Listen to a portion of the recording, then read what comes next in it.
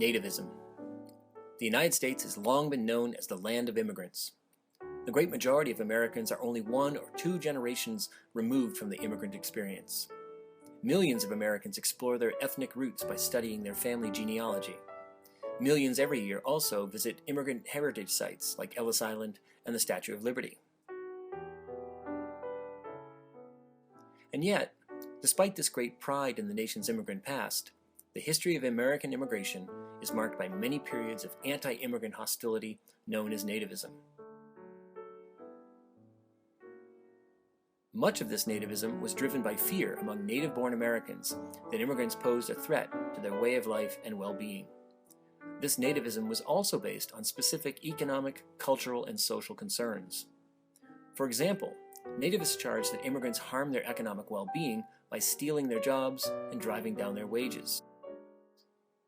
Nativists also claimed that immigrants possessed strange and alien cultures that prevented them from assimilating into American society.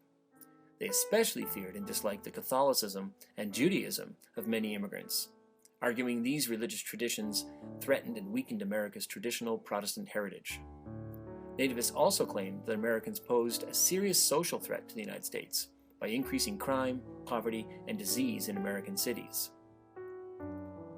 Most often, nativist attitudes took the form of job and housing discrimination and everyday insults.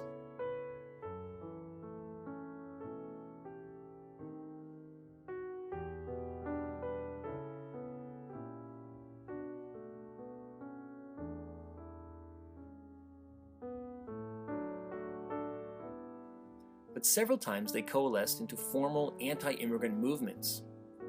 In the 1850s, for example, nativists called Know-Nothings formed the American Party, a political party dedicated to stopping immigration, especially from Ireland and Germany. Soon there arose a strong anti-Chinese movement that led to the passage of the Chinese Exclusion Act in 1882. In the 1880s and 1890s, as immigration from Southern and Eastern Europe surged, anti-immigrant organizations like the American Protective Association and the Immigration Restriction League flourished.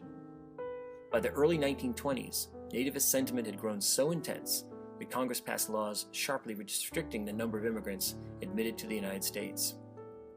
It should be noted, however, that this surge in nativist hostility forced Americans who believed the United States benefited from immigration to defend their position.